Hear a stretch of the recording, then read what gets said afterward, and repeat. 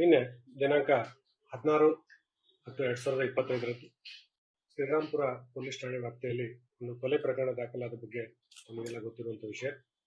ಈ ಒಂದು ಕೊಲೆ ಪ್ರಕರಣ ಕುರಿತು ಒಂದು ಪ್ರಕರಣವನ್ನು ದಾಖಲಿಸಿಕೊಂಡು ಶ್ರೀರಾಂಪುರ ಪೊಲೀಸ್ ಠಾಣೆಯ ಅಧಿಕಾರಿ ಮತ್ತು ಸಿಬ್ಬಂದಿಯವರು ವಿಶೇಷ ತಂಡವನ್ನು ರಚಿಸಿಕೊಂಡು ಆರೋಪಿಯನ್ನ ಪತ್ತೆ ಮಾಡಲು ಯಶಸ್ವಿಯಾಗಿದ್ದಾರೆ.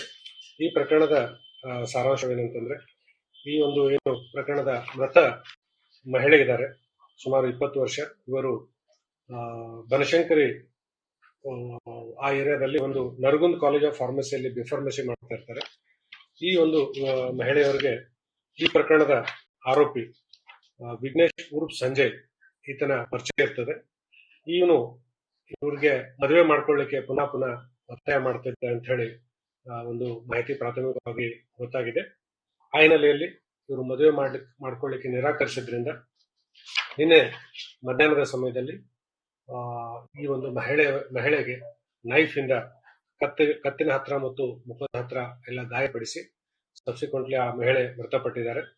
ಈ ಬಗ್ಗೆ ಒಂದು ವಿವರವಾದ ತನಿಖೆ ಕೈಗೊಂಡು ವಿಚಾರಣೆ ಮಾಡಲಿಕ್ಕಾಗಿ ಈ ದಿವಸ ಈತನನ್ನ ಸೋಲ್ದೇನಹಳ್ಳಿ ಪ್ರದೇಶದಲ್ಲಿ ಈ ಆರೋಪಿತನನ್ನ ವಶಪಡಿಸಿಕೊಂಡು ವಿಚಾರಣೆ ಮಾಡಲಾಗಿ ಮತ್ತು ಇವನಿಗೆ ಸಹಾಯ ಮಾಡಿದಂತ ಇನ್ನೊಬ್ಬ ವ್ಯಕ್ತಿ ಅಂದ್ರೆ ಬೈಕ್ ಅನ್ನ ತೆಗೆದುಕೊಂಡು ಬಂದು ದೂರದಲ್ಲಿ ನಿಲ್ಲಿಸಿಕೊಂಡು ಇವನಿಗೆ ಡ್ರಾಪ್ ಮಾಡಿ ಮತ್ತು ಕರ್ಕೊಂಡು ಹೋದಂತ ಇನ್ನೊಬ್ಬ ವ್ಯಕ್ತಿ ಹರೀಶ್ ಅಂತ ಹೇಳಿ ಅವನನ್ನು ಕೂಡ ವಶಕ್ಕೆ ಪಡೆದುಕೊಂಡು ಮತ್ತು ಅವರು ಕೃತ್ಯಕ್ಕೆ ಉಪಯೋಗಿಸಿದಂತ ಬೈಕ್ ಅನ್ನು ಕೂಡ ನಾವು ವಶಕ್ಕೆ ಪಡೆದುಕೊಂಡಿದ್ದೀವಿ. ಈ ಬಗ್ಗೆ ವಿವರವಾದ ತನಿಖೆಯನ್ನು ಕೈಗೊಳ್ತಾ ಇದ್ದೀವಿ.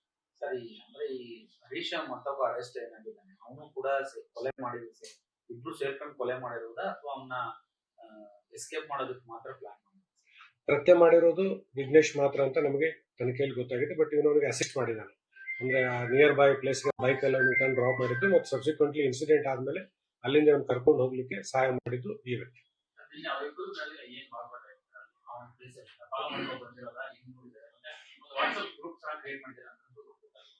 ಈಗ ಮಧ್ಯಾಹ್ನನೇ ಅವ್ರನ್ನ ವಶಕ್ಕೆ ತೆಗೆದುಕೊಂಡು ಕರ್ಕೊಂಡು ಬಂದು ಡಿಟೇಲ್ ಆಗಿ ಇಂಟ್ರೋಗೇಷನ್ ಮಾಡ್ತಾ ಇದೀವಿ. ಬಹಳ ಇದು ಅಂದ್ರೆ ಇದು ಆಗುತ್ತೆ, ಅರ್ಲಿ ಆಗುತ್ತೆ ಎಲ್ಲ ಡೀಟೇಲ್ಸ್ ಹೇಳಲಿಕ್ಕೆ. ಏನ್ ಕಮ್ಯುನಿಕೇಶನ್ ಆಯ್ತು ಮತ್ತೆ ಹೇಗೆ ಇನ್ಸಿಡೆಂಟ್ ಆಯ್ತು ಅಂತ ಸ್ವಲ್ಪ ಸಮಯ ಬೇಕು ನಮ್ಗೆ ಡೀಟೇಲ್ ಆಗಿ ತಿಳ್ಕೊಳ್ಳಿಕ್ಕೆ. ಮತ್ತೆ ಫಾಲೋ ಮಾಡ್ಕೊಂಡು ಬಂದ್ರೆ ಹೇಗೆ ಡೀಟೇಲ್ ಆಗಿ ಎನ್ಕ್ವೈರಿ ಮಾಡ್ತಾ ಇದೀವಿ. ಇನ್ನೊಂದು ವಾಟ್ಸ್ಆಪ್ ಗ್ರೂಪ್ ಕ್ರಿಯೇಟ್ ಮಾಡಿದ ಬಗ್ಗೆ ತಾವು ಮತ್ತು ಕೆಲವು ಮಾಧ್ಯಮ ಮಿತ್ರರು ಹೇಳಿದಿರಿ. ಅವ್ರ ಆರೋಪಿತನ ಮೊಬೈಲ್ ಅನ್ನು ವಶಪಡಿಸಿಕೊಂಡಿದ್ದೀವಿ. ಅದನ್ನು ಕೂಡ ವಿವರವಾಗಿ ನಾವು ತನಿಖೆಗೆ ಒಳಪಡಿಸ್ತಾ ಇದೀವಿ. ಆ ರೀತಿ ಏನಾದ್ರು ಗ್ರೂಪ್ ಇದ್ರೆ ಏನೇ ಕಮ್ಯುನಿಕೇಶನ್ ಆಯಿತು ಅದನ್ನು ಕೂಡ ತಿಳ್ಕೊಳ್ತೀವಿ.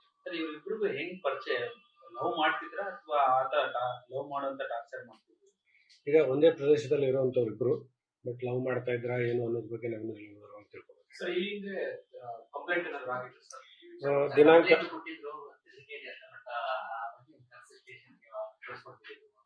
22/4/2025 ಇವರು ಶ್ರೀರಾಂಪುರ ಪೊಲೀಸ್ ಠಾಣೆಯಲ್ಲಿ ಒಂದು ದೂರನ್ನ ಕೊಟ್ಟಿದ್ದಾರೆ.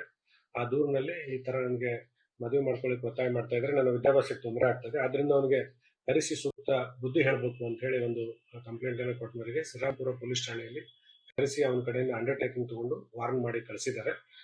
ಹೀಗಾಗಿ ಅದು ಏನು ಆ ಇನ್ಸಿಡೆಂಟ್ ಆದ್ಮೇಲೆ ಕೂಡ ಇದು ಮುಂದುವರೆದಿದೆ.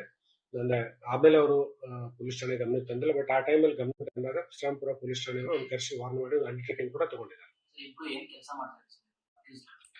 ಇವನು ಅಂದ್ರೆ ಏನು ಆ ತರದ್ದು ಯಾವ್ದು ಉದ್ಯೋಗ ಅಂತ ಸದ್ಯಕ್ಕೆ ಯಾವ್ದು ಇವ್ರದ್ದು ಗೊತ್ತಾಗಿಲ್ಲ. ಒಂದೇ ಆರೋಪಿ ಇದು. ಎರಡನೇ ಆರೋಪಿ ಫ್ಯಾಬ್ರಿಕ್ ವರ್ಕ್ ಮಾಡ್ಕೊಂಡಿದ್ದ. ಏಜ್ ಒಂದನೇ ಆರೋಪಿದು 28 ವರ್ಷ, ಎರಡನೇ ಆರೋಪಿದು 36 ವರ್ಷ. ಈಗ ಯಾವ್ದು ಸದ್ಯಕ್ಕೆ ಗೊತ್ತಾಗಿಲ್ಲ, ಇನ್ನು ಡಿಟೇಲ್ ಎಲ್ಲ ಚೆಕ್ ಮಾಡ್ತಾ ಇದ್ವಿ, ಕ್ರಿಮಿನಲ್ ರೆಕಾರ್ಡ್ಸ್ ಏನಾದ್ರು ಇದೆಯಾ ಅಂತ ಹೇಳಿ. ಲಾಸ್ಟ್ 2 months ಹಿಂದೆ ಅವನಿಗೆ ಒಂದು ಪರಿಚಯ ಆಗಿದೆ. ಒಂದು ಶಾಪ್ ಇಂದ ಪರ್ಚೇಸ್ ಮಾಡಿದ ಬಗ್ಗೆ ಮಾಹಿತಿ ಗೊತ್ತಾಗಿದೆ, ಅದನ್ನು ಕೂಡ ನಾವು ತನಿಖೆ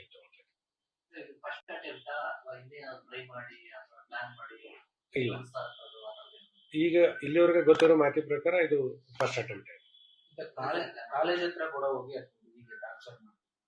ಅದೇ ಈಗ ಏನಾಗಿದೆ, ಮಹಿಳೆ ಮೃತಪಟ್ಟಿರೋದ್ರಿಂದ ಮತ್ತೆ ಇವನ್ ಮೂವ್ಮೆಂಟ್ಸ್ ಬಗ್ಗೆ ಏನ್ ಮಾಡಿದಾನೆ ಅನ್ನೋದು ಇನ್ನೂ ನಾವು ಸಾಕ್ಷ್ಯಾಧಾರಗಳು ಸಂಗ್ರಹ ಮಾಡಬೇಕಾಗಿದೆ, ಇವನ್ ಡೀಟೇಲ್ ಇಂಟ್ರೋಗೇಷನ್ ಮಾಡಬೇಕಾಗಿದೆ.